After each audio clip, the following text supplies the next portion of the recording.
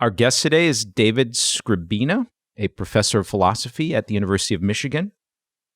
David has very broad interests, but today we specifically want to talk to him about the philosophy of technology.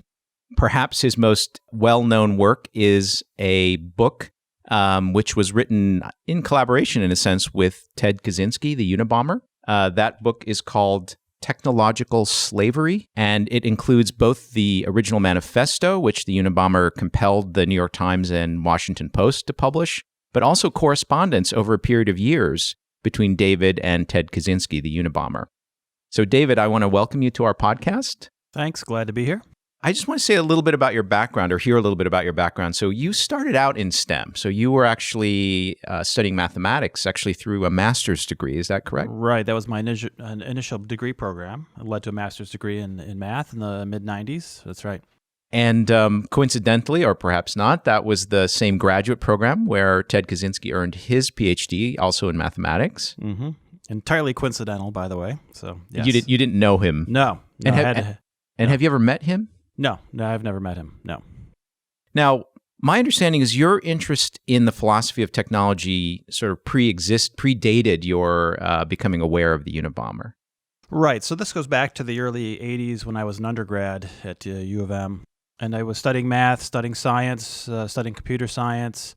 So I understood the issues. I understood how technology worked. I was had a pretty good grasp of the basic issues, but I was also sort of interested in humanities and philosophy, concerned about the human implications and then eventually the environmental implications of technological society. And there were some people at the time, philosophers at Ann Arbor and some others that I had been reading, that were skeptical, critical of technology in certain ways that was relatively new to me. But I found their arguments pretty strong, pretty compelling, and I did a little background research and eventually tied into other books like Jacques Ellul's book, The Technological Society, which was published in English in 1964. So I read that one very carefully, and he had a lot of compelling arguments against how technology worked, what it meant for society, and what some of the implications were. And this was, like I say, this was even into the 80s, well before the Unabomber spree started. So I had a pretty good background, understood the issues. I was pretty skeptical myself. Hadn't really developed much of a philosophy of technology yet, but I was aware of the issues and certainly interested when the whole Unabomber case came along in the 90s. So were you actively following the case? So, for example, were you aware of who he was and why he was blowing people up? Yes. Well, so I was vaguely interested in the beginning. You hear about a serial mail bomber. Well, that's kind of interesting, but it really got interesting when it found out there was an ideology behind this person, that they actually had a kind of a mission in mind, and that they had this anti-technology stance that they were promoting. So then it was really interested. It was really following the case pretty closely. This was in the early 90s. And it was funny how the news media would only dribble out little tidbits of information about the manifesto, and you'd get just a sentence or two, or maybe a paragraph at most, and it was really interesting. And so I was really intrigued to follow how this thing was going to develop. During the course of the bombings, was it clear what his ideology was? Was he making pronouncements? How would people know what his motivations were before the manifesto was ultimately published? Yeah, no, it was only at the very end. It was kind of a mystery what the motives were, I think, until the very end, when he started communicating with letters to authorities. It was the government or media authorities. I don't know who all he wrote to. But for quite a long time, I think it was pretty unclear what the motives were. And only at the last maybe year or two was it coming out that he actually had a structure or a plan to this system. So it was a relatively recent development, yeah. So you first got in touch with him after he had been arrested, and you wrote to him, I believe, when he was already in the Supermax prison? Yeah, right. So that was several years later, right? So he was the manifesto was published in late 95. He was arrested in 96. There was about a year process for the trial. Ultimately, he ends up in the Supermax prison in Colorado. I was out of the country at that time on a work-study program. Came back, completed my PhD in philosophy in 2001, started teaching at U of M Dearborn in 2003. So several years were going along at this time. And one of the first projects when I was teaching was to teach philosophy of technology. It was an area of interest of mine. And it turned out that they had no such course at U of M Dearborn. In fact, in the entire U of M system, they had never taught a course called Philosophy of Technology. And I thought, well, this is strange. We're in a technological society, and there's many philosophical issues, and it seems like we need such a course. And they said, well, if you want to do that, then you have to make one. So I said, okay, so I'll create a new course, which I did. Created a new course called Philosophy of Technology. And I created initially a course pack, ultimately became a textbook of reading material for the students for the course. And it was basically a set of historical critiques going back to the Greeks through recent times. And of course, recent critics, you have to include people like Kaczynski in the manifesto. So I'd had the full text of the manifesto, but at this point it was several years, 6 or 7 years past the time of the arrest. And Kaczynski really dropped out of sight for those 6 or 7 years. You heard nothing about him. There was no news coverage. I wasn't really sure where he was at. I didn't even know if he was alive. I mean, it was really a black hole. So I knew if I wanted to follow up on the latest information, I would have to contact him directly. So I just wrote a letter. This was late 2003, just a letter out of the blue. It's like, hello, Dr. Kaczynski, I have a few questions for you if you're out there. And sent it off to a prison address, had no expectation of getting a response. About 2 weeks later, I got a one-page handwritten letter from him. And he said, thanks for your letter. I'll answer it in detail shortly. And about 2 weeks after that, I got about a 20-page handwritten letter from him addressing all my questions. And so that was sort of the initiation of the process. Of course, led to more questions and discussions and what material have you been writing and what are your recent thoughts and have you altered your ideas in the manifesto? And then a whole interesting string of events followed after that. Now, I've looked at a fair bit of your correspondence, and is it fair to say that you were really engaging him really at the level of ideas as one intellectual to another? There isn't so much about the crimes themselves, the bombings, maybe not even so much about his psychological motivations for doing this, but really just the philosophical case for why he felt moved to do these things. Right, that's exactly right. In fact, I made that clear right at the very beginning, that I had no real interest in his background, his personal history, the trial, his motives, in a sense. I think at one point I said, I'm sure that's all fascinating stuff, but that's not my area of interest. I'm just interested in the philosophy of technology, how the system works, how it's going to progress, and what we can do about it. And that's exactly what he prefers to talk about. He wants to talk about technology and how we're going to respond. So that was the bulk of, for well over our 120 letters that we've exchanged, that's really been the sole topic of discussion. So I just want to ask a just defining question. How would you define the philosophy of technology? Well, okay, so you have a philosophy of any topic, right? So you really want to understand of anything, what it is, how it functions, and how we should respond in the world.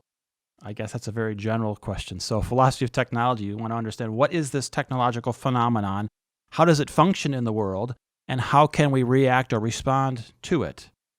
I guess that's a very general definition, but I suppose that's what I would say in a larger sense, right? So I'd like to get into, in more detail, both how you interpret Kaczynski's thesis and your own philosophy around technology and technological advancement in society. But before we do that, let's cover one slightly different thing, which is that, is it ethically defensible to examine the ideas of evil people? And in some sense, one could even say that you are the instrument that Kaczynski tried to create by killing people, right? Because his stated motive for killing people was to draw attention to his ideas. And I don't think he could have asked for more than to have a highly intelligent, STEM-trained philosopher at a leading university writing books with him. So how do you respond to that? Okay, right. So that's the obvious question. I guess the first thing is it's not his ideas. These are very old ideas which go back thousands of years. And there's a long history of critics who have been just as critical as Kaczynski. So what he does is he takes very old ideas and he puts them in a very modern context. So that's the first thing. Secondly, I think we have to separate the crimes, which I've never condoned, from the issues at hand, which is the technological system. So yeah, I have nothing to say about the crimes. I don't advocate them. I don't support them. That's a completely separate issue. To me, it's the entire issue is the technological system, because it presents grave threats to humanity, to the planet, and we need to talk to people who are willing to engage with that discussion in a serious way. And Kaczynski is an intelligent informed critic, and he's willing to engage in it in the most serious manner. I don't agree with everything that he says, but he raises some very important issues, and I think we need to debate the pros and the cons of his position and understand the arguments and decide how we collectively will respond, because it could mean life or death for the planet. So to say that, well, he's a criminal or he's done evil things and therefore we shouldn't talk about him serves no purpose at all. We do ourselves no favor by shutting him out just because he's done bad things. We still need to talk about the issues. We still need to talk about the topic, and this happens to be one context to do so, and I'm willing to take that opportunity. So just staying with this for just a bit more before we get on to the actual thesis. We recently had a horrific shooting in New Zealand. The killer there has posted a, not as lengthy as Kaczynski's, but fairly substantial manifesto online. I think your position would be that despite the horrific crimes this person committed, that it is okay to engage with the ideas that are in his manifesto if you find them to be defensible. Well, I don't want to issue a blanket statement for every criminal act, that occurs around the world. But in general, if they're intelligent, rational, well-defended ideas, we should at least engage with them. Now, I don't know anything about this current manifesto. Many of these cases are, for far as I know, they're sort of rambling and incoherent documents, which really don't deserve much discussion. That's what makes Kaczynski's case stand out, is that it was a very rational, very well-argued, very lucid case. But I guess in general that would apply to any such case. If we have any action that brings an ideological critique to light, that we probably should engage with the arguments, at least in a cursory way, understand what's going on. There are things that are not acceptable to the mainstream society, which sometimes only come to light through these sorts of extreme actions, and I think we should at least be open to looking at these ideas. It doesn't mean we give them any special credence. It doesn't mean we condone the actions that were associated with them, but perhaps it's at least worth a look at the arguments, understand the basis for them, and then we go from there. So my understanding is that the New Zealand government now is in a perhaps quixotic attempt to completely suppress the manifesto of this shooter. And to take another example, in Germany, for many, many years, one could not even buy a copy of Mein Kampf. I think that's now not true anymore. So it sounds like your position would be that you're against absolute censorship of ideas based on the actions of the people who perhaps originate those ideas or propagate those ideas. I mean, censorship always serves the interest of those who are in power. That's why censorship works. And so we have to oppose that on all fronts, and whether it's politics or history or technology. Yeah, censorship is always self-interested. So as academics and free thinkers, we have to be open to every idea. And serves no purpose to block these ideas at all. I don't want to focus on Kaczynski's crimes, but I guess I found his actions puzzling to this extent that he did not actually tell you what his motives were until the very end. Very much unlike the New Zealand shooter and more recent terrorist attacks, who made it pretty clear why they're doing things. I know you didn't discuss this with him. Did you have any sense why he would go on for years with not communicating why? Yeah, well, that's a good question. I don't know in the early years, because I think the first bombing was in the late 70s, right? So I don't really know. I've never asked him. I don't know if there was a well thought out plan very early in the process. My guess is that there was probably not. Maybe it was just an ill-defined way of striking back at leading figures in the technological system. Maybe it was kind of a violent anarchist movement for him early on. Were his victims primarily technologists? Or they were leading figures in technology. Advertising, research, airlines. That's where the Unabomber label came from. So my guess is that over time he gradually decided that the notoriety could be useful to promote the critique of technology rather than simply trying to bomb people, which obviously has limited effect. And he knew it was going to come to an end, or he would be caught at some point. Probably he would die. So somewhere in that process, I don't know exactly when, he probably decided that it was an optimal means to promote an anti-technology critique. So I know this wasn't your primary interest in Kaczynski, but one of my primary interests in Kaczynski, in following this case pretty carefully, was his psychology and his childhood. So he was a very gifted kid, entered Harvard at 16, finished a degree in math, and then went on to do what is considered, I think, a pretty strong thesis in harmonic analysis at Michigan, which got him a job as an assistant professor at Berkeley. But he clearly had a very difficult time dealing with people growing up. I think he was alienated from a young age. And also there was a very notorious psychology experiment that he was subjected to, or he volunteered for without knowing how intense it would be, while he was at Harvard. I'm curious, I realize this is not your primary interest, but I'm curious whether you have any insight in any of these issues. Yeah, I've never talked to him directly about this. My suspicion is that is less important than people would have us think, because we tend to look for a cause or a source of his extreme behavior, and it's easy to pin it on things like, childhood abuse, or some CIA experiment that messed him up psychologically in college, and somehow that this is the explanation why he did what he did. And I think this is a way of taking the attention off the ideas and putting in some aberrant historical event in his personal life which somehow explains this. Because the last thing that people in authority want us to think is that these are rational ideas and that a rational individual would actually do such a thing.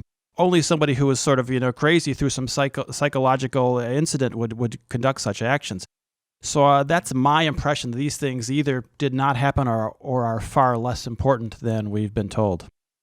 But this is actually not a theory that comes from authorities, right? This is a theory that's promulgated by his brother in his book, where he talks about, I guess him being in the hospital during a certain period during his childhood and not having physical contact. And then he also talks about it. So, sure. Well, I mean, yeah, obviously something unusual happened, because normal people don't just go up and start setting mail bombs. So, I mean, there's some kind of unusual background, to his personal story. But, whether that was the cause for his actions or the cause for his ideological writings, to me, I think that's probably not true. That his brother David has been completely disavowed by Ted.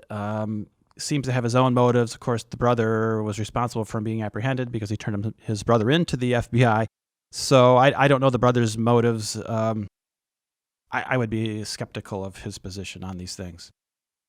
My interest in his psychology is a little bit different than I think what you just described. So in reading his manifesto, and I remember reading it very thoroughly, I was an assistant professor at Yale when it came out, and we got the New York Times in the common room in the physics department, and I remember us reading it very carefully when it came out. What's interesting about him, as you might expect for a brilliant mathematician, is his arguments are logically consistent. What you might question is his priors, the assumptions that lead into the analysis that he then makes.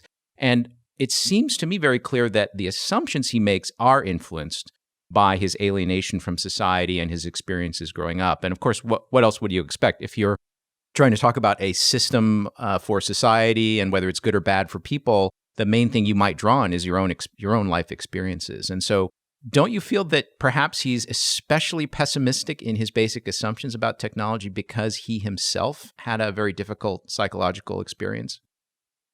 Yeah, that's an interesting question. I don't know how to directly answer that.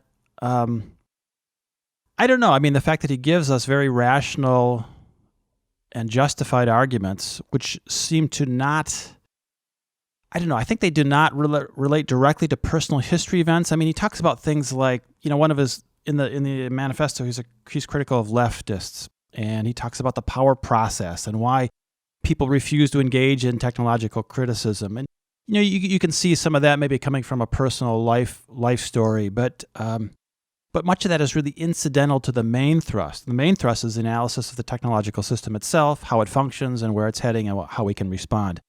So I would say portions of the manifesto maybe are, as you say, rooted in his life history, but probably the intellectual critique, which is the most interesting and most important part, I think that's a fairly objective, standalone argument.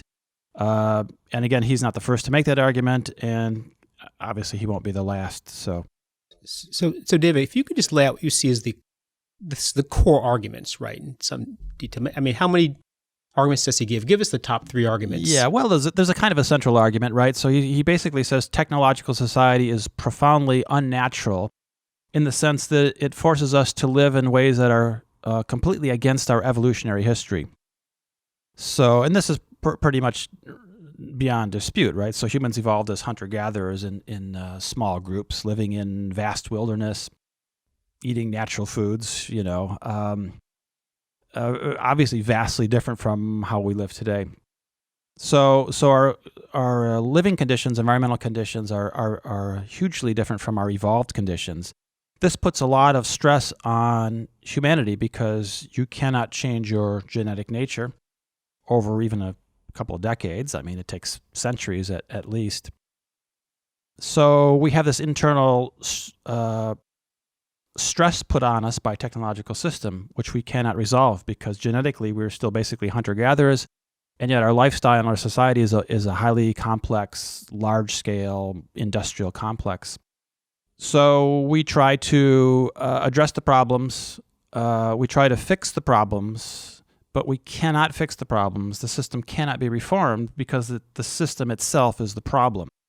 So, we seek remedies. We try to, in a sense, adapt people to the system rather than addressing the system itself. So we create entertainment technologies and diversions and drugs and medicines that will allow people to function in an entirely unnatural and unhealthy environment, which is modern technological society.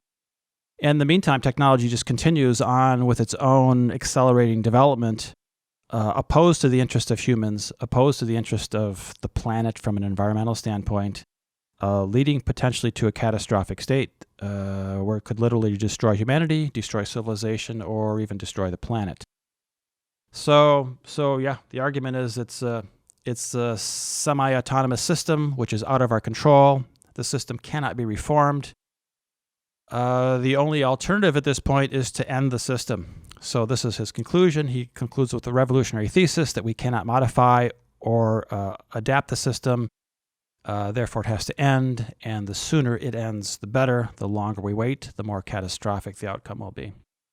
So can I separate that into two different sub-theses? So one is that because we evolved for most of our recent genetic history as hunter-gatherers, we're ill-suited to an urban, dense lifestyle, perhaps based on agriculture.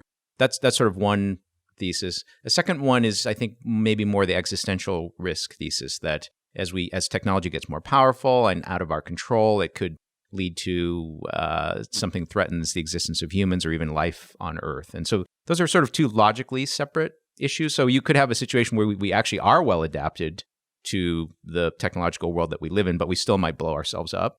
And similarly, you could have one where we have developed agriculture. We're not in danger of killing ourselves off with really powerful technologies, but we're maladapted to that agricultural world because we're primarily hunter-gatherers. So those are two separate things. Do you want to make a comment on which of those you find more stronger? Yeah, I see what you mean. I think it requires more of a unified philosophical analysis of technology to link those two together. This is one of the things I've tried to do in my own book, The Metaphysics of Technology, and maybe we can talk about that a little bit later.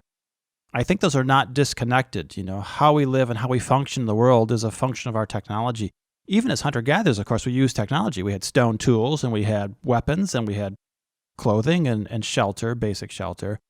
So we used technology. It was very simple, low-intensity, non-toxic technology. So we've always manipulated things around the world, around our environment for our advantage.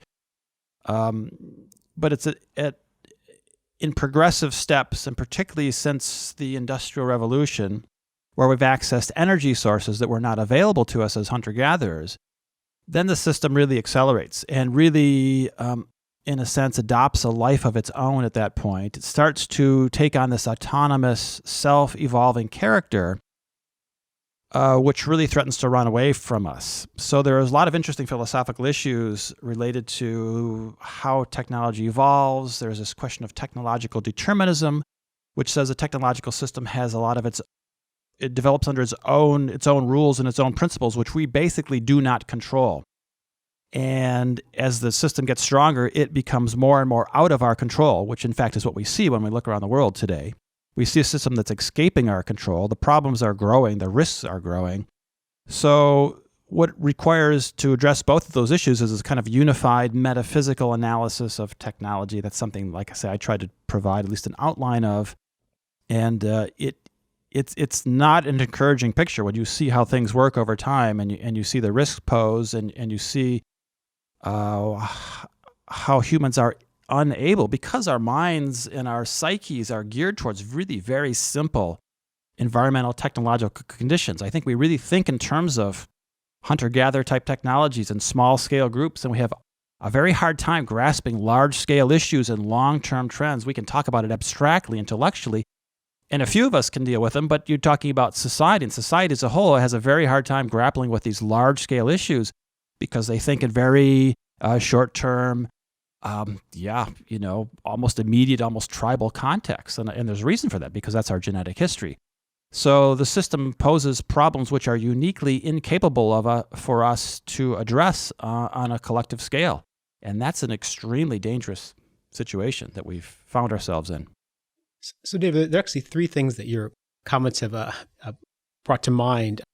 First thing is, I actually think there's a third critique in Kaczynski, in addition to the our maladaptation technology and the potential of technology to end our existence. The other is the idea of technology as a means of control by authorities. And that's a kind of consistent comment. You know, he suggested technologies may have a life of its own, but it's also being kind of guided by authorities in an attempt to control the masses. So I'd like to hear, and this is a tendency that's kind of come a long way, but became really crystallized in Orwell's 1984. I'd like to hear your reaction to that.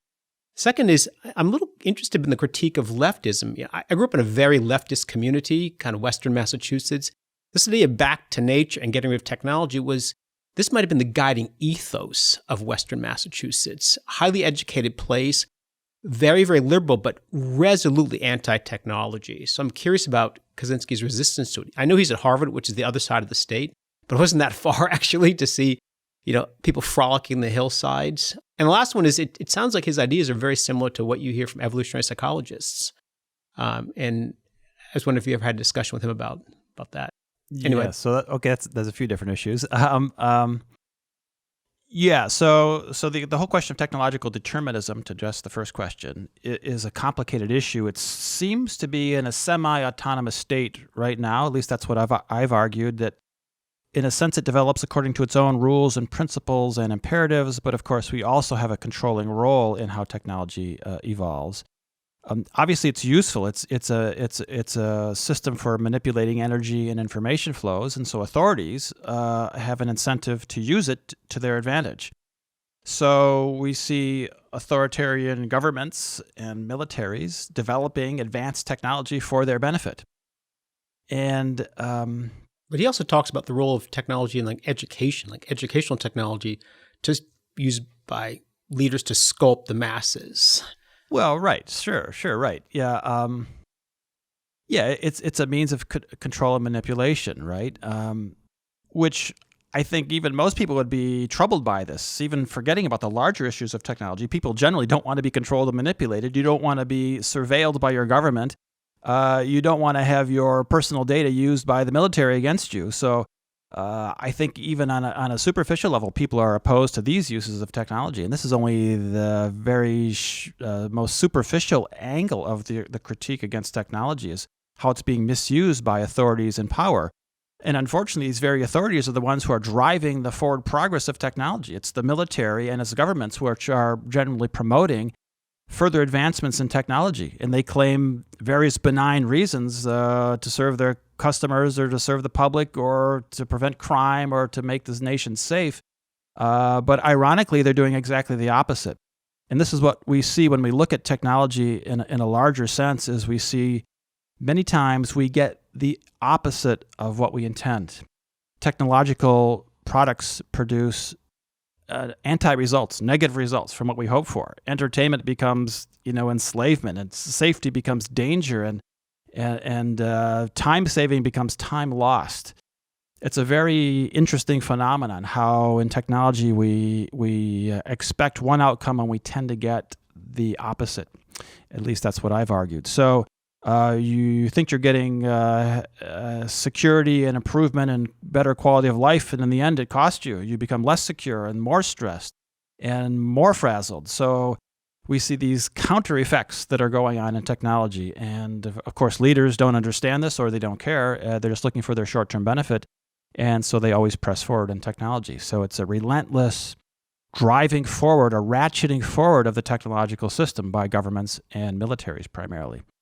On the leftist angle, sure, there's leftists who are critics of technology. Kaczynski's main concern, I think, is because of he wants to promote an anti-technological movement. And there's a history in social movements where leftists tend to get involved and to corrupt the original mission of the movement. And they tend to be focused, at least traditional leftists tend to be focused on humanitarian issues, human social issues.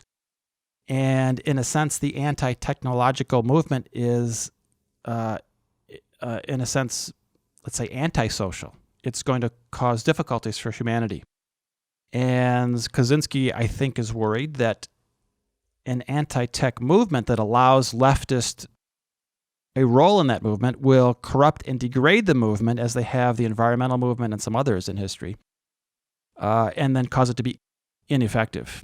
So his critique of leftism is really more of a pragmatic concern of the people who are leading the anti-tech movement should be cautious not to be diverted into social welfare concerns, which is the typical purview of leftists. So I think that's seems to be his driving motive. So can I drill down on that a little bit? So it sounds like you're saying that because of their focus on human welfare and care, leftists might object to a strategy or a course of events in which in the short run, human welfare is decreased because we don't have as many calories and nice machines to keep us happy. But in the long run, maybe better, according to Kaczynski.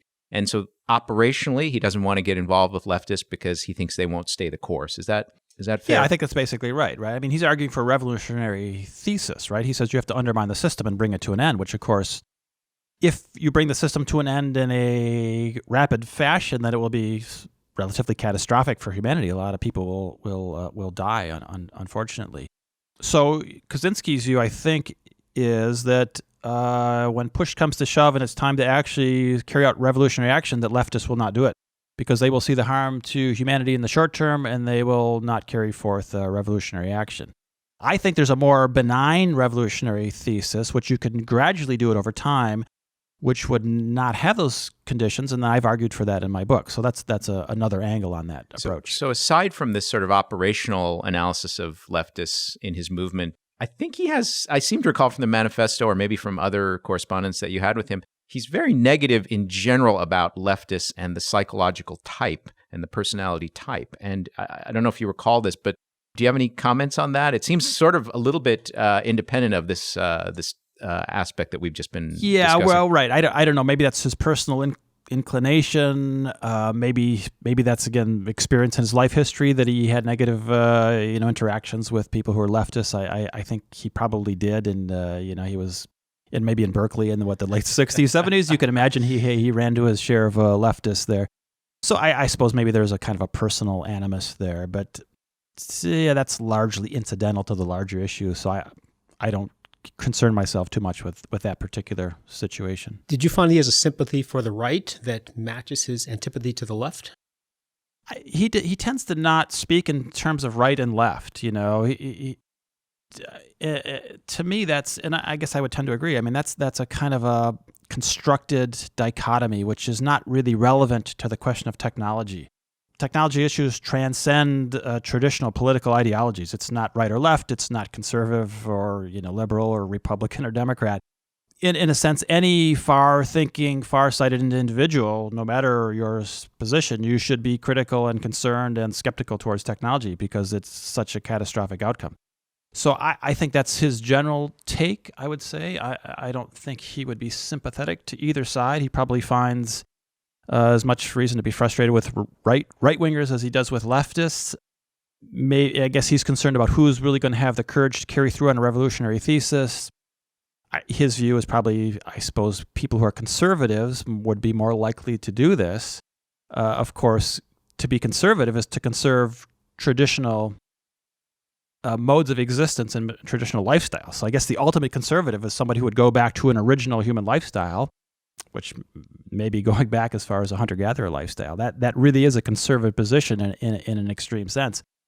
So he's probably sympathetic to that, but I've not seen much in the way of political inclinations either side from him. Can I ask for a kind of utilitarian analysis of your position and Kaczynski's? So obviously in the long run, if you think there's existential risk for the planet or for humans as a whole, that's a kind of negative infinity utility that you maybe want to get rid of. But I'm more interested in the short term. So imagine that we somehow manage to roll back the clock, maybe through a revolutionary movement or something. We give up most of our advanced technologies. I think probably you'd have to admit that, calorie consumption, infant mortality, all kinds of quote, bad things that we got rid of in the past would suddenly revisit us. Is the claim that overall, though, our utility is better because we're just better psychologically adapted? We'll be happier even though my kid died at age 5 from whooping cough? What is the actual claim about the short to midterm consequences? Well, I think that's an open question. Kaczynski seems to not address that too much that I'm aware of. I've tried to tackle that in my own book, my own writings. I think given a gradual retrenchment of technology, and I've argued for a period of like 100 years, you take a long-term view and you gradually roll back technology over a century, it would be relatively benign, relatively acceptable, relatively humane. If you could get to a simpler state of technology, I've argued for something in the early Renaissance period, so around the year 1200 is sort of what I've defended in my arguments. So it's a much simpler technological existence. Obviously, you cannot address certain issues that we can today with advanced technology. The counter-argument is that many of the problems that we talk about, whether it's, let's say, antibiotic-resistant diseases or cancer or obesity or psychological disorders, these have been produced precisely from a technological system. So simply simplifying the technological system will resolve many of these problems. Now, okay, I suppose you could say, yes, it will introduce others or restore others that we've had in the past, and it remains to be seen whether it's a net gain or a net loss. But certainly, human psychology would be better off under a simpler system because that's how we've evolved. Certainly, nature would be better off.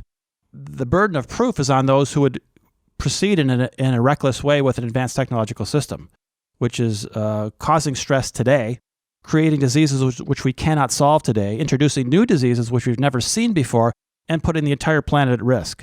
So that's the burden of proof. It's not the retrenchment case. That's the obvious case, which has all the evidence in its favor. It's the pro-tech position that has to be defended. So I'm curious to see what your attitude is towards positions like Steven Pinker's, who is sort of arguing that over time, basically we've had fewer and fewer deaths. People are living longer. People are living healthier lives. There's just been less violence as society has advanced.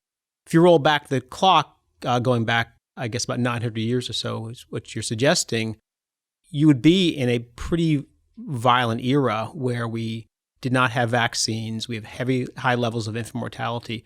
So what's your response to that kind of argument that progress has generally been good for humanity? Well, you have to say, in what sense has it been good for humanity? We have far more people on the planet now than we did. The analysis shows in the year 1200, we had about 400 million people on the planet. And today we're pushing, about 8 billion people.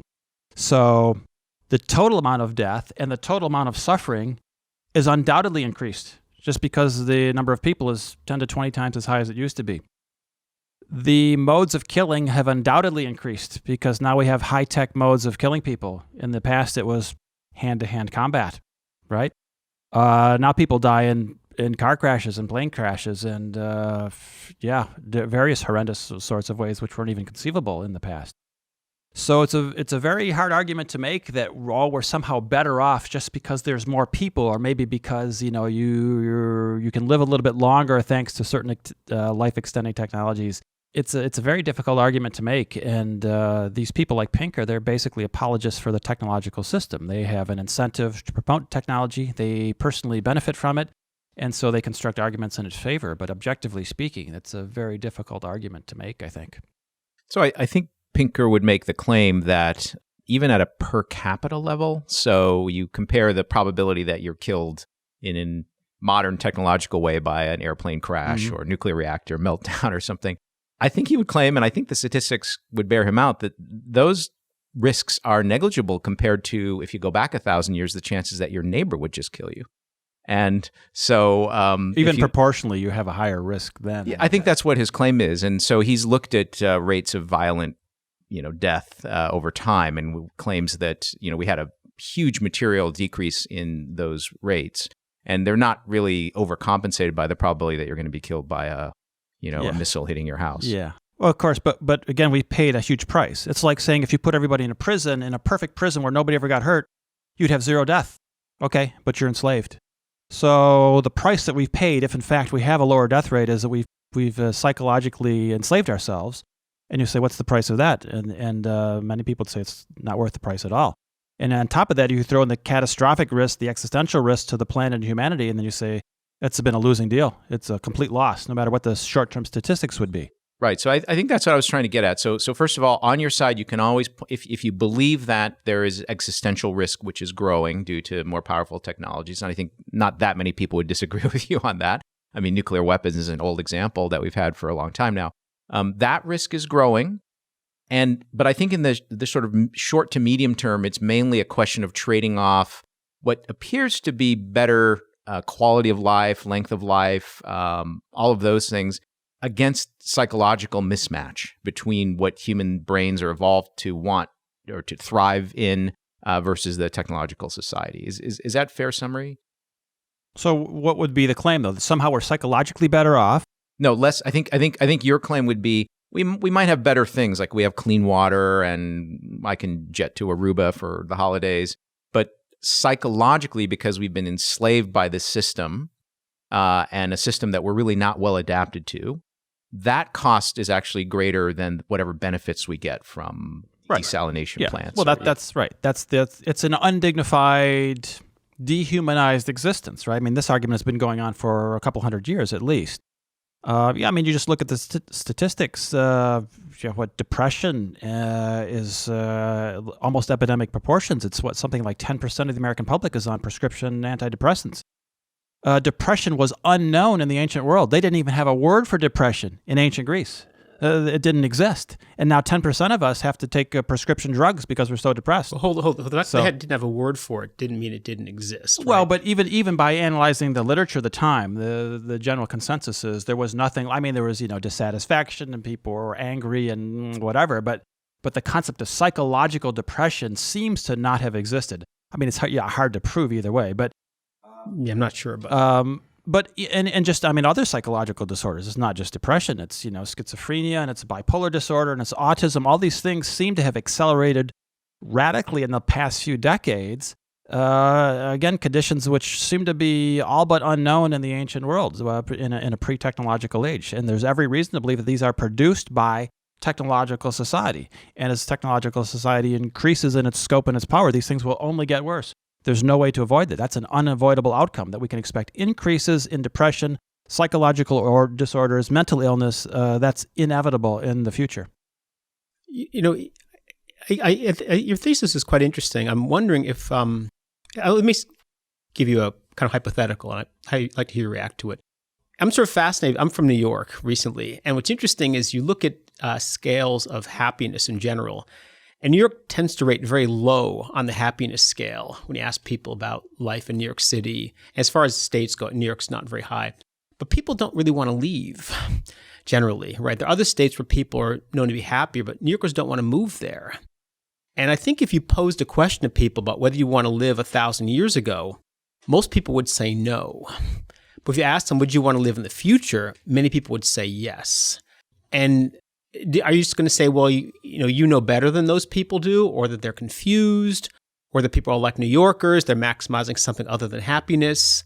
How would you react to the fact that people don't seem to want to go back 1,000 years? Yeah, well, right. So that's a good question that's been addressed again over the decades by technology critics. That people generally, right, if they could choose, they would generally choose their current level of existence or even a more technologically advanced mode of existence, and they don't tend to see these problems. I mean, that's a larger issue, right, about social change and social welfare. The masses tend to not have a grasp on these larger scale issues. And every government deals with this problem, right? Where you have arguments, let's say intellectual arguments or abstract academic arguments about social welfare, which the masses do not understand or do not buy into. So I think in a sense it's true that people tend to not understand the issues of technology. They tend to only look at the benefits. They don't see the negative consequences. They don't relate the negative consequences to their technological lifestyles for probably good reasons. In a sense, it's always been a difficult argument to make for social change, because you don't just appeal to the mass and you go to millions of people and say, how should we be changing our lifestyles, people? And they're not going to give you a very advanced argument because they don't really understand the issues that are at play. I mean, I hesitate to say that we know better than the masses, but there are issues, larger scale issues, which are simply not addressable via public opinion polls. This is one of those issues where you don't survey the masses and say, what do you think we should do? Because it's not the kind of thing that's amenable to that analysis. And I mean, you can try to promote the viewpoint, but you don't look to the direction from what people think they want in the near term. Are you familiar with Sebastian Junger's book Tribe? No.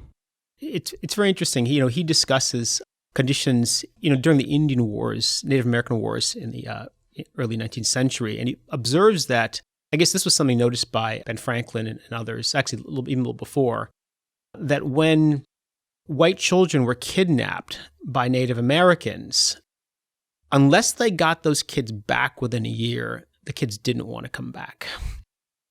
And they were kind of astounded by the fact that it never seemed to go in the other direction. When Native Americans were kidnapped by whites, they always seemed to want to go back. So they're actually arguing for a position which is quite similar to yours. One of the conclusions was the reason people like Native society so much is they're incredibly egalitarian, which white society was not. There's a sense of purpose in life because groups were small and you felt like you're really contributing. But you only found this out by kidnapping people, effectively.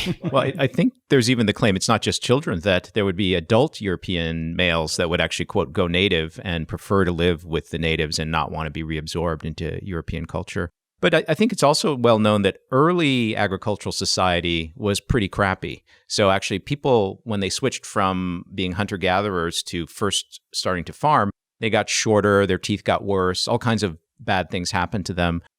So it's like local minima, you're saying. Yeah. Actually, that it allowed people to have higher population density and create societies that could conquer hunter-gatherers, but on an individual basis, the well-being wasn't particularly good, and I think that's well established now. So, well, that's an argument to go to a pre-agricultural state of existence. Yes, right? I think many people would even claim that agriculture itself is the original sin. So if you ask, like, what was the main technological innovation that got us here and started the bad stuff happening? It wasn't the bow and arrow, perhaps, but perhaps it was growing crops. Yeah. And I mean, there's an argument for that, and I've argued going back to, say, early Renaissance technologies, but in fact, that may not be sufficient. That may not be the ideal state, and maybe we are just stuck with our 2 million years of evolution in a pre-agricultural state, and that's the best we can do, and it's the best for the planet, and that may well be the case.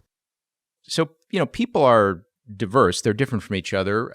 Do you acknowledge that there might be some fraction of the population that actually is well adapted to modernity and technological society? Well adapted in the sense that they can live without exhibiting extreme signs of stress. Right? So some of us can carry on our day-to-day existence, and we're not on prescription drugs, and we're not clinically depressed, and probably a fair amount of us are. I guess you could count that as being adapted in the sense that we're able to function in a way in this society. But it's difficult to say. Is it really satisfying? You still have the sense of the pointlessness of your existence, and you're still in a rat race, and you're still feeling stressed, and I think a lot of people have these very sort of deep, subconscious kind of questions about, what kind of life am I leading, and why do I never have enough time, and why can't I really do what I want? Why am I not really feeling happy? And, just nagging concerns about their own well-being, or the well-being of their family or their children. So even the adapted people, I think, suffer from negative consequences, which are hard to articulate, but I think they're probably there. In a sense, that's probably why a lot of people do resonate with anti-technological arguments, because they understand there's something about this modern society which is really deeply unsatisfying at best and deeply threatening at worst. And I think that's starting to resonate with more people. But isn't there a stage, I mean, I guess the question is where you cut it off, right? I mean, there are no books, right? If you go back far enough, there are a whole lot of people who like to read. I don't think people see this as particularly technological, but I think a lot of it would depend upon the details, and you talk about 1200, right? That's pre-Gutenberg, right? So not pre-books. It's not pre-books. It's pre-printing. It's pre-printing, yeah. Maybe not in China. Yeah, perhaps, yeah. But I'm not sure exactly how widespread reading was, But I mean, there's various things people are giving up, right? And so, I guess I try to wonder, on what rational basis would you say, let's stop here rather than going all the way back to hunter-gatherer society, where many things that people think are traditionally associated with the life of the mind. You're a professor, a philosophy professor. Clearly, you enjoy reading and thinking, right? This is probably not on the cards if you're spending a lot of time out there gathering your food. Well, but again, I'm not arguing for hunter-gatherer here. I'm just arguing for a simpler technological existence, And I've argued that even if you talk in the Renaissance technology, even that's far more than you actually need to have an intellectual life. And all you have to do is look at ancient Athens. So you see what was accomplished in ancient Greece in 500 BC with almost, very simple technologies. They had, simple machine tools. They had 4 or 5 metals, and that was it. And agriculture. And they had an extremely high level of intellectual discourse, high culture. They had books they were able to write. I mean, there's no argument whatsoever that you can achieve everything that you would reasonably need in a culture. If they could do it in Greece in 500 BC, we can do it in a modern era. We have the whole history to learn from. As much as I admire ancient Greece, I think one has to mention that was an aristocratic society built on slavery. And so the fact that a few elite people could engage in philosophy and things like that was to some extent based on that social organization. There was slavery. I would disagree that it was built on slavery. That was an aspect of that society. Of course, it was an aspect of many societies. So we would condemn many societies if we talked about slavery. Many people today are wage slaves. So, There's a much larger issue there, and we should be very careful to condemn some of these peak intellectual societies of the past for certain negative aspects as we define them today. So, there's nothing intrinsic to ancient Greek culture that necessitates slavery. That was, in a sense, that was an incidental product of that time. I meant the ability for some small fraction of the people to really develop themselves and devote themselves to ideas may have been a consequence from the fact that you had a very unequal distribution of resources in the society. Right. Well, right. To develop an intellectual class, it does take a certain number of people with surplus time and wealth and the ability to do these things. But of course, that's a pretty minimal standard, right? I mean, if you look at Socrates, who was a poor stonemason, had no wealth, was not an elite in any sense, and yet was the peak of this attainment. So I would argue... But the guy's a super genius, right? Well, okay, but we have an example from history, and we don't know how to be super geniuses, but it says you can engage in intellectual discourse with virtually nothing. It takes nothing to engage in intellectual discussion. Socrates could do it, and any of us can do it. And, that's up to us. That's an individual inclination to do so. It doesn't require a wealthy elite to be able to conduct this kind of lifestyle. So I think we've done a decent job of fleshing out your views and maybe to some extent Kaczynski's views. Could we switch a little bit and talk about slightly more practical matters, like how this sort of thing could be brought into being? And so one of the issues that I wanted to raise was that in a situation where you have competition between different societies, if one group decides to give up technology, well, I would just say they're probably done for. And in fact, this is actually being discussed in geostrategy circles because what's happening right now is that if you were to rank different large power blocks in terms of their willingness to develop new technology, Europe is last, so they're more cautious and less willing to rush ahead with developing new technologies. The US is probably in the middle, and China is actually probably the most aggressive developer of new technologies right now with the least concern for privacy and things like this.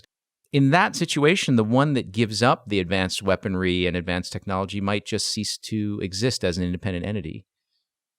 Well, right. So that's the argument why you need to promote defensive or military technologies, because it's your own defense. So you have to build a global case first of all, for the need to do this. And we have to confront the entire planet with the threats and the risk that the system is posing. And we need something like a rough global consensus that we need to do this, and that we need to start on a time scale that's appropriate for each nation and culture, and that the more advanced ones cannot take advantage of the less advanced ones. So we need some kind of, it may be, I don't know, UN agreement, global consensus that just because somebody rolls back their technology, they're not going to allow the Chinese to roll them over because they refuse to roll them back. So I think it will take some kind of global coordination for that to happen. I think it's probably too early for that to happen because the arguments are still very abstract. What it will probably take is a minor catastrophe to cause people to suddenly become aware of these risks and to take action. And those of us who are sort of critical are sort of, hoping that it won't be a too horrible of a catastrophe that we'll be able to say, wow, that was a close call, and we need to make sure this never happens again. It's going to take a profound event that's going to sort of snap people's consciousness around and realize that collectively, as humanity, we need to tackle these problems.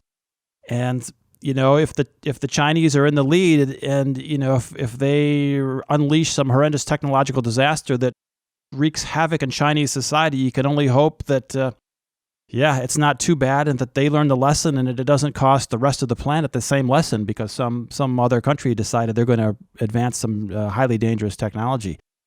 But we cannot be sure. The problem is these advanced technologies, they tend to be global. They extend beyond. It's not just the meltdown of a nuclear reactor somewhere, which poisons the people in that immediate area.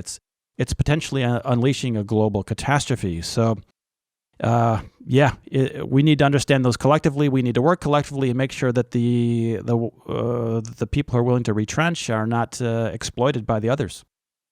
But David, I guess I want to push a little bit on this picture about having some kind of collective agreement. As you know, many of the problems the UN pronounces in the past is that there simply isn't a way of enforcing them, right? The UN makes many claims, and unless there's some sort of military force often to ensure that these things are kept, people just sort of do what they want, right? And that's why, I think a lot of the pronouncements and these peacekeeping decisions often don't go through. I think Steve's picture is if Europe keeps going along its current path, even, right, let alone steps back, what happens is that China will just control more and more of the world's GDP, more and more of the world's resources, and it will just slowly roll over Europe. And if anybody takes the approach you're advocating, it's essentially like unilateral economic disarmament, and that the people who don't will just control everything. Right. Well, right. So you have to take protectionist measures to not allow yourself to be exploited by the technologically advanced societies. I mean, But aren't those going to be intrinsically technological? How can you resist? Yeah, but you can pass laws or short-term protective measures to defend your economy or your society from some of these effects. So that can happen at a national level. But what would that be, right? I mean, what? Well, it depends. If you're talking economic invasion, then you just, there's various economic tools, right, to protect your local economy from whatever it might be, advanced products or low-cost products or whatever might come out of a Chinese technological system, for example. If I could take a specific example of nuclear arms control. So that's a situation where there is a technology that everybody agrees is super dangerous, and there is a sort of collective will to try to stop additional countries from becoming nuclear powers.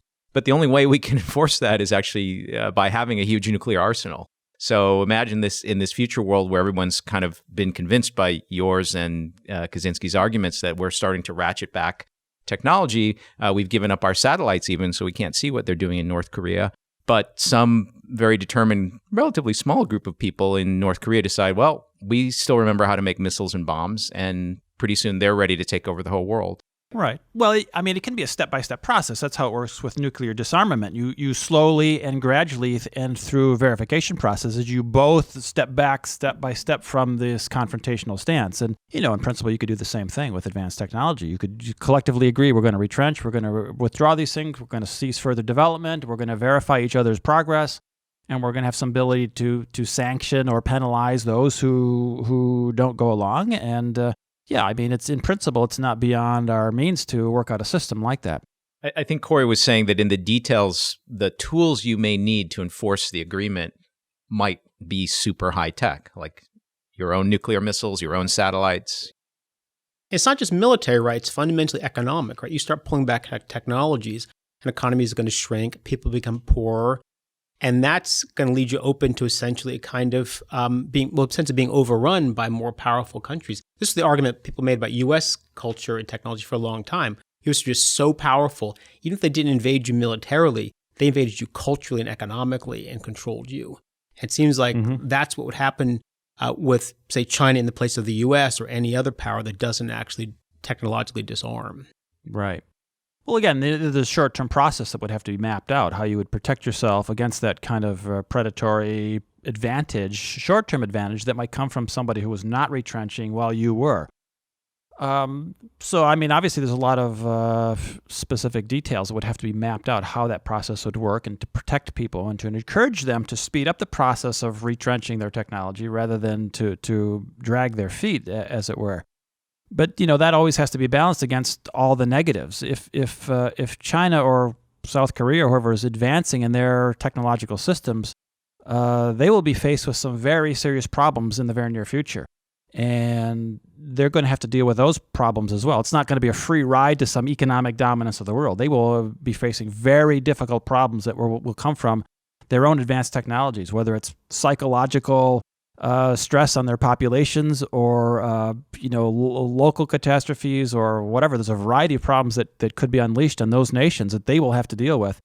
And it's far from clear they're going to have a free road to the future if they plow ahead and everybody else is dialing back. So there's a lot of issues to take into account if we look ahead how we would map out this future. So it sounds, I mean, to me, it sounds like a plausible way that this could work out for your goals is some kind of catastrophe, like antimicrobial resistance goes completely nuts, or some bad guy makes a virus that kills a lot of people, and then suddenly society, or maybe global warming accelerates, and then society wakes up and realizes we've got to put some controls on technological progress. Is there any other way you could see it working out for you? Suppose there's no disaster, huge technology-triggered disaster in the next 100 years. What could bring your utopia into existence? I don't know if I call it a utopia, but I call it survival. If you want to call that utopia, I don't know. But I don't know. I mean, like I say, when you're dealing with large-scale societies, it tends to take dramatic events to shake them into action. You'd like to think there was a slow, rational process by which we could work our way out of this mess without a catastrophe. That seems to be unlikely. Kaczynski himself has spent a lot of time arguing that you really have very little hope of the slow, rational, guiding process in society. Things tend to happen out of your control or against your wishes or in a kind of maybe random way or in a semi-autonomous way. So unfortunately, when you look at the practical events, it probably will take a near catastrophe that we will have to identify as a technological catastrophe rather than, say, a terrorist action or a medical situation. It has to be pinned on the technology, because that's what these are. These looming catastrophes are really all technological based, no matter who's doing them. If it's the enemy or if it's the germs or whatever, they're the result of technological systems that have run amok. So the problem for intellectuals is to be able to frame the problem as what it is, as a technological problem. And the technology is the root cause of the problem. And if we hope to get a handle on these problems, we need to address it at the level of the technological structure, the system itself. So it will take probably a near-term catastrophe where, I don't know, hundreds of thousands of people may have to die, or millions of people probably have to die. Probably I mean, a billion. Yeah, well, exactly right. I mean, it's unbelievable. We talk about how horrible, a shooting is, that they shot 40 people, and it's like, that's nothing. It's going to take 40,000 or 400,000 or 4 million people to be killed, and then you'll wake up to what really the situation is. So, yeah, I'm not terribly optimistic. It's probably going to take some relatively high magnitude catastrophe. You hope it's not too catastrophic, and the price is not too high to pay, and that maybe that will bring people around and they'll start to take action. So I just want to ask: is the difference between you and Kaczynski on this point that Kaczynski thinks one should actually carry out a revolutionary act to cause this many deaths in order to wake up the planet, and you simply think that this will occur somehow during the normal course of events? Is that difference between a true revolutionary and sort of an academic observer like yourself?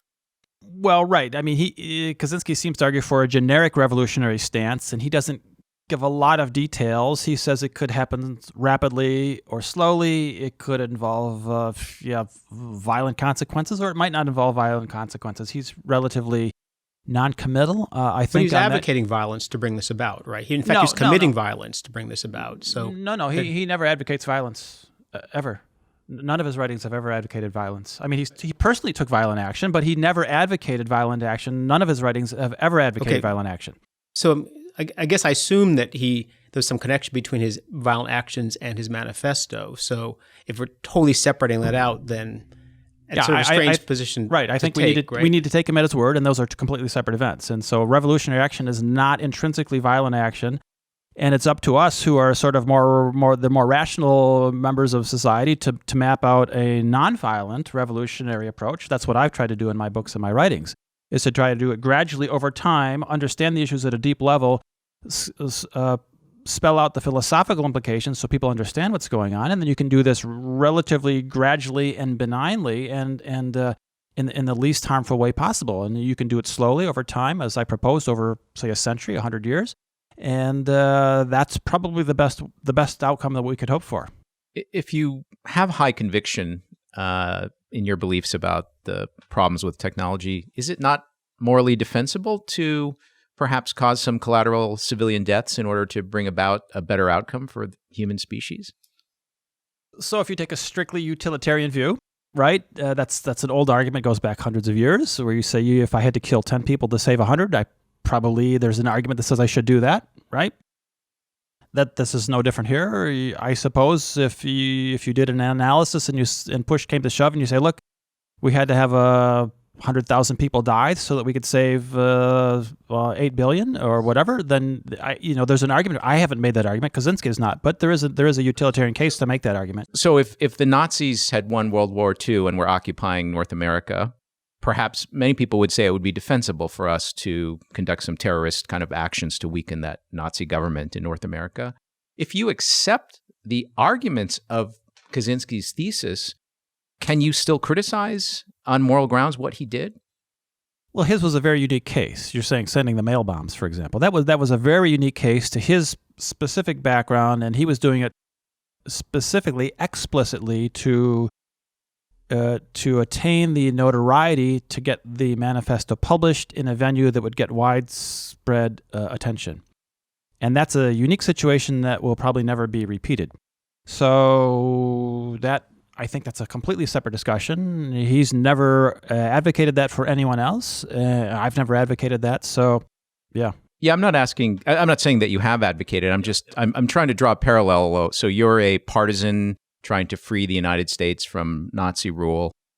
Many people would say it's justifiable for you to conduct some violent actions, maybe which have some collateral effects. If you accept that, and you also accept Kaczynski's thesis that technology is leading us to real existential risk for humanity, wouldn't you say it's actually ethically or morally justified for him to have killed some people? Well, it's an open question, and I guess we don't know yet. In principle, you're right. In principle, if you could save the planet and the bulk of the humanity, and you had to kill some people along the way, I guess in the long scale, you would look at that and say, yes, that was an ethical trade-off. I mean, that's a standard utilitarian argument. Yeah, again, the place where I differ with you is just that my level of conviction in his thesis is not nearly as high as what I think yours is. So, but if I were to accelerate my conviction to that level, then I would say, yes, absolutely, it's in the interests of the human species that we knock off Bill Gates and all these other people that are AI researchers, So if I really believed that, then I think that I would be led to that conclusion. So conceivably, if you thought that the problem was that imminent and that there was no other solution, then conceivably, yes, you could construct an ethical argument that says you should take those kind of actions.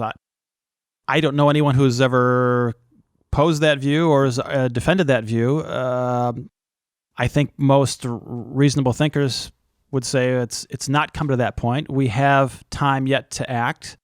The situation is maybe not quite that grave, and it doesn't yet justify that kind of extreme action. And so I don't know that anyone would defend that view, although in principle, I suppose that could be true. And in the future, it could become more true as we become closer, more on the brink of these catastrophic outcomes, then that may increase the argument for taking dramatic action, as you say. I just have one question, a slightly different topic. It's about the end state that you envision, right? Here's the problem that I think may occur to many people. If you roll back the clock, all that knowledge is still there. And effectively, people are going to know all this technology. They could recreate it, probably not too much time. Well, it's a really interesting thought experiment to find, like, how long would it take to actually generate a computer? Just a bunch of people running around the forest, right? Right. But the fact is, it's all in people's heads, and you're still asking people to just not develop themselves significantly. Now, that strikes me as an intrinsically unstable situation, right? Because some people can consistently want to develop technology. But that would not happen. The reason we had the modern technological society was because of easy access to fossil fuels, and those are gone. So we have no means, even if we had the knowledge, we have no energetic means, no fuel means to reconstruct an advanced technological society.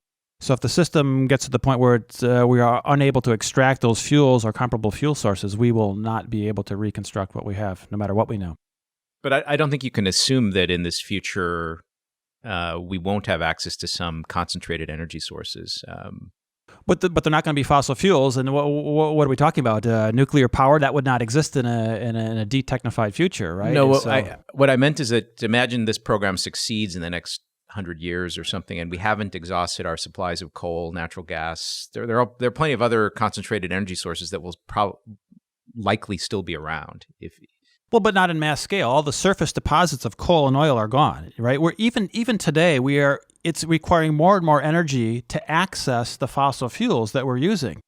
And there's this concept in sustainability. It's called energy return on energy invested. And we're actually approaching the point where we're expending more energy to extract the energy from the fossil fuels. And when we cross that threshold, it will be a negative return on investment. And that's even without any change in technological society. So it's very clear that in the near future, in the next few decades, there will be a negative return for fossil fuels, and then we will stop. And then we will either have to substitute it with solar power or nuclear power, or we will have to retrench to a pre-technological state of existence. I think that premising the stability of this future utopia on the fact that we've exhausted sources of concentrated energy is a pretty strong assumption. I mean, after all, eventually we'll have trees again, and you can chop down trees and create blast furnaces. There's quite a lot of iron and steel being produced by, Chinese, for example, quite a long time ago. I think what you're going to have is a kind of very strongly enforced societal prohibition against technological innovation. Otherwise, you will always have isolated groups who are trying to do something, and you're going to have to face up to the fact that you have to actually stop them, perhaps through violent means. Conceivably, right? So if you're talking the long term, if we get through our 100-year process and we've retrenched and now people are now this push comes to slowly build things back up, and even under the most optimistic scenario, it would take centuries to do so, right? And I guess the argument is, well, then those people at that time, they will have to handle that situation. Right. They will know the history. They will have to decide what to do. At that time, we can't worry about the people 500 years from now. We need to live through the next 50 years, and that's what we need to worry about. I can't help but ask you if you've read, I'm going to mention a couple science fiction novels, and I'm curious whether you've read them. So Dune? I'm familiar with it. I don't read science fiction. I've seen the movie. I'm vaguely familiar with the story. Let me reverse paths and then ask you if you're familiar with a guy called Samuel Butler. Sure. Okay, so a very early anti-technology person. I think his article was called Darwin Among the Machines. Mm-hmm. Yep. And he argued, I think over 150 years ago maybe, that we were becoming servants to machines, which were becoming increasingly complex and would threaten our civilization eventually. So I think I'm in agreement with you that these ideas are quite old and they're not unique to Ted Kaczynski. I would encourage you to read some of the science fiction which entertains notions of what it looks like after you've imposed this non-technological utopia and what steps have to be taken to prevent the resurgence of technology in the far future. Mm-hmm. Yeah, it's an interesting question for sure, right? I think we're about out of time. Yes, so we're nearly out of time. I want to thank you for coming. This has, I think, been a very engaging discussion. In the links that we post to this podcast, we will put some links into your book and other resources so people can learn more about your views. I can't help but mention that this podcast will go out through an incredibly technologically advanced network with gigantic infernal Google servers in the background powering the distribution of information and bits. But David, thanks very much for visiting us. Very good. Thank you. Yeah, Appreciate It's been a pleasure.